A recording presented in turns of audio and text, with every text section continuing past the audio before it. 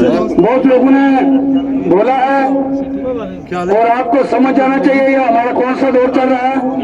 यहाँ एक मैडम जी सुषमा तकरीर करके आप लोगों को समझा दिया है, आप लोगों को बताया वो भी 5-6 हजार वोट की हमें जरूरत है और 5-6 हजार हम इंशाल्लाह हम लेंगे।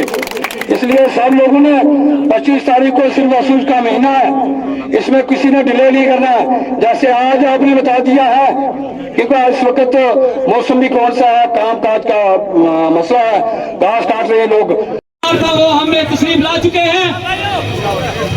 मैं उनका इस्तकबाल करता हूं और उनके हमरा बाकी जितने भी हमारे लीडरान साहिबान हैं वो भी तशरीफ फरमा चुके हैं। मैं उन सब का इस्तकबाल करता हूं। यहाँ पे आप सभी एक बार नीचे,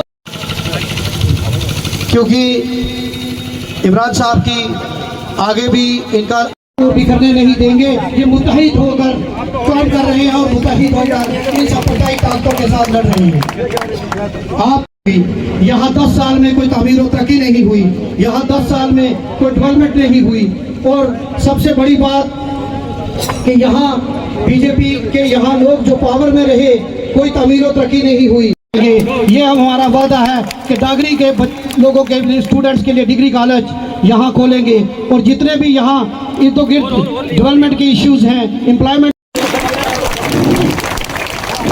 इस तरह से पगड़ी की रस्म जो है वो अदा की जा रही है।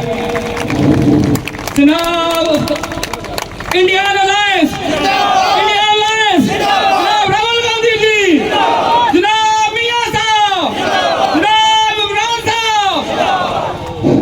तो क्योंकि हमारे जो मेहमान हैं उन्होंने जल्द जाना है, एक बार जोर से ना लगाएंगे। जनाब इफ्तिकार साहब जिंदाबाद, जनाब मियां साहब जिंदाबाद। नेशनल मीडिया के साथियों से गुजारिश करूंगा कि बीच में थोड़ा जगह छोड़ दें ताकि और भी साथियों को दिखाई पड़े। एक साइड से कर लें तो बेहतर रहेगा। पहली बार डांगरी जगह का नाम है, डांगरी की इस तारीखी सरजमीन पर, राजौरी की तारीखी सरजमीन पर पहली बार आपके बीच में आया। पता नहीं जिंदगी किसी और मौके पर ले आती या नहीं ले आती, इसीलिए मैं हमेशा जमहूरियत को जिंदाबाद कहता हूं कि जमहूरियत की ताकत है कि मैं उत्तर प्रदेश के किसी छोटे से जिले में पैदा हुआ और आज बिल्कुल सरहद के पास, सरहद के दबदबा हो आंधियों का, चिरागों के सफर में दबदबा हो आंधियों का, तो फिर अंजाम जुल्मत के सिवा कुछ भी नहीं होगा।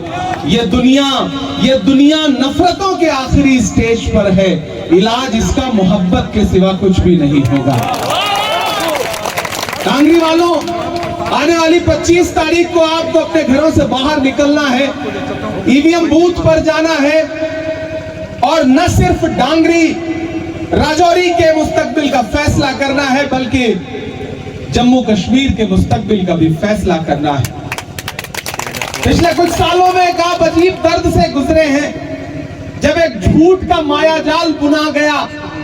दिल्ली में बैठे हुए हाकिम ने आपको नए नए ख्वाब दिखाए और फिर सारे ख्वाब उसी तरह साबित हुए जैसे 15 लाख का जुमला साबित हुआ था। दुनिया की तमाम हुकूमतें देने के लिए जानी जाती हैं, लेकिन ये पहली हुकूमत है जो छीनने के लिए जानी जाएगी। उसने आपसे आपका स्टेटहुड छीन लिया, आपसे आपका रुतबा छीन लिया, मेयार छीन लिया, वकार छीन लिया।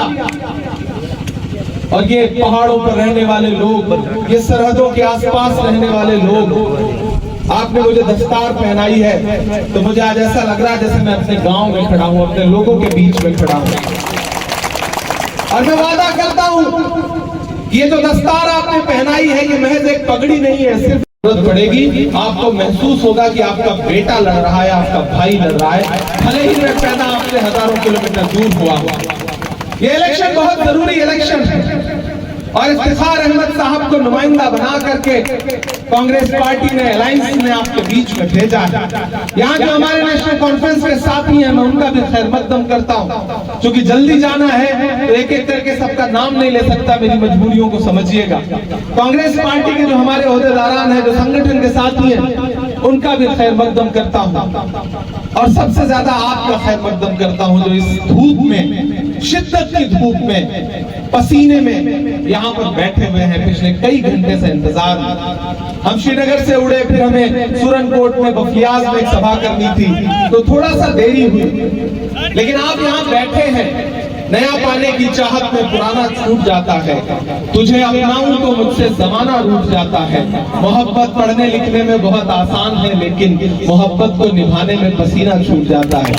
मैं जानता हूं आप उस मोहब्बत की बुनियाद पर यहाँ बैठे हुए हैं। एक चीज का ख्याल आपको करना है, 25 तारीख को जब घरों से निकलिएगा तो आपके मान के चलिएगा कि दो ताकतें हैं इस देश में। लड़ाई दो विचारधाराओं की है, एक तरफ नफरत खड़ी है और एक तरफ मोहब्बत खड़ी है। और मोहब्बत में अपना नुमाइंदा बना करके इफ्तिखार अहमद साहब को आपके बीच में भेजा है। आज से कुछ दिन पहले की तरफ देखना शुरू करिए, कुछ साल पहले देखना शुरू करिए, जब पूरे मुल्क में आपसे नजरें फेर ली थी, कोई आपके जख्मों की तरफ झांकने को तैयार नहीं था, बात करने को तैयार नहीं था। ऐसे वक्त में एक इंसान उठा दिल्ली में और उसने कहा कि मैं कन्याकुमारी से कश्मीर तक जाऊंगा, एक नारा दूंगा, टकराएगी वो आंधी बनाऊंगा, जो हर जालिम से टकराएगी वो आंधी बनाऊंगा, नए अंग्रेज आए हैं नया गांधी बनाऊंगा। आपसे वायदा किया गया कि तस्वीर बदल दी जाएगी, दिल्ली ने आपसे कहा कि आपको नौकरियां दे दी जाएंगी, लेकिन मुझे बताइए कि पिछले 10 साल की हुकूमत में दिल्ली ने पूरे मुल्क की तरह आपके साथ भी वही सुलूक तो किया है ना। कारोबार बर्बाद कर दिए। वो पेट्रोल डीजल जो 58 रुपए 60 रुपए लीटर मिलता था वो आज 100 रुपए के पास पहुंच गया। वो गैस सिलेंडर जो कांग्रेस की हुकूमत में 400 रुपए का मिला करता था वो 1000 के पार पहुंचा दिया। 700 किसान शहीद हो गए सिंघू बॉर्डर पर बैठे हुए, और उनको क्या क्या पुकारा गया ये किसी से छुपा हुआ है। कीमत तो बहुत बढ़ गई शहरों में धान की, लेकिन विदा न हो सकी बेटी किसान की।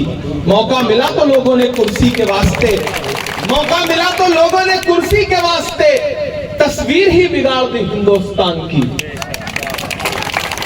मेरे भाई, मैं भी आपकी तरह के एक परिवार से आता हूं।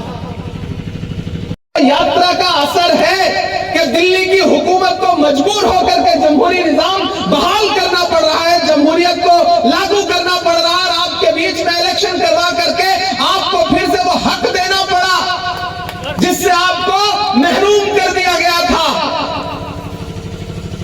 लेकिन आप अपनी खुददारी के साथ जीने वाले लोग हैं।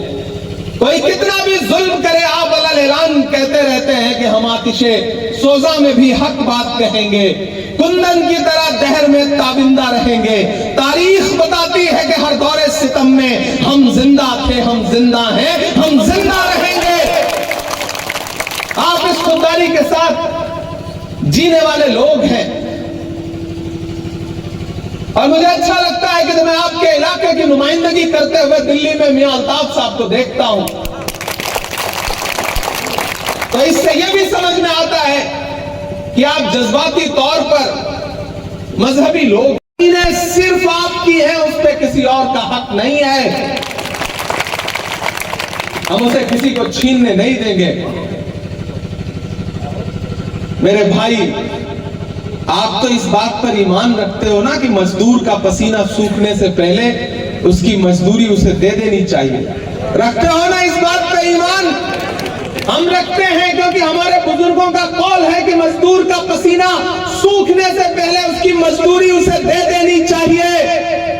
तो मैं अपने घर से हजारों किलोमीटर दूर सरहद के पास यहां खड़ा होकर के आपसे राहुल गांधी की मजदूरी मांगने आया हूं, क्योंकि मैंने देखा है राहुल गांधी के पैर के छाले, मैंने देखा है राहुल गांधी के माथे से बहता हुआ पसीना। वो मजदूरी क्या है?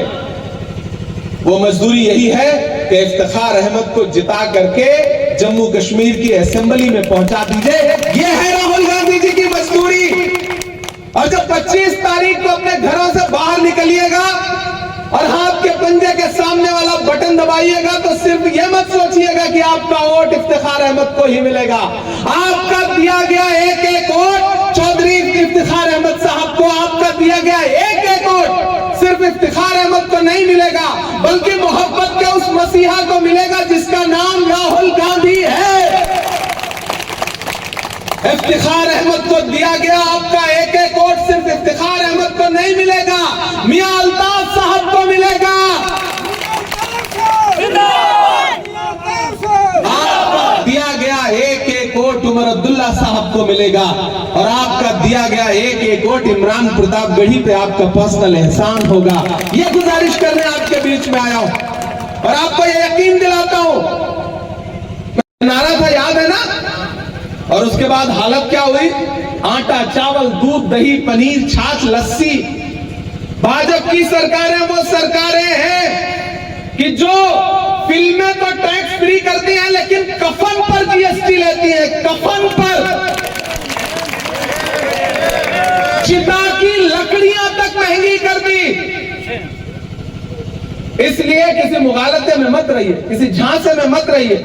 यहां हमारी माएं बहनें बैठी हैं, महिला सशक्तिकरण की बात करते हैं प्रधानमंत्री जी। आप सुबह जब रसोई में जाती हैं चाय बनाने के लिए तो दूध हो, चाय की पत्ती हो, शक्कर हो, क्या नहीं महंगा कर दिया? जब आप सब्जी बनाने के लिए कढ़ाई में रसोई का तेल डालती हैं तो वो तेल जो 70 रुपए लीटर मिलता था आज 200 के पास पहुंच गया। क्या नहीं महंगा कर दिया? बुजुर्ग हैं, आप अपने निश्चितों पे बैठे रहे।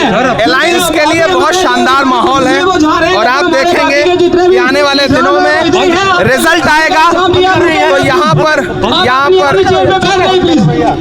अलायंस की सरकार बनने जा रही है। और रजौरी की इस कॉन्स्टिट्यूंसी से कांग्रेस पार्टी के कैंडिडेट इफ्तिखार अहमद बहुत अच्छे मैंडेट के साथ चुनाव जीतने जा रहे हैं। सर, जम्मू कश्मीर के मौजूदा सियासी सूरत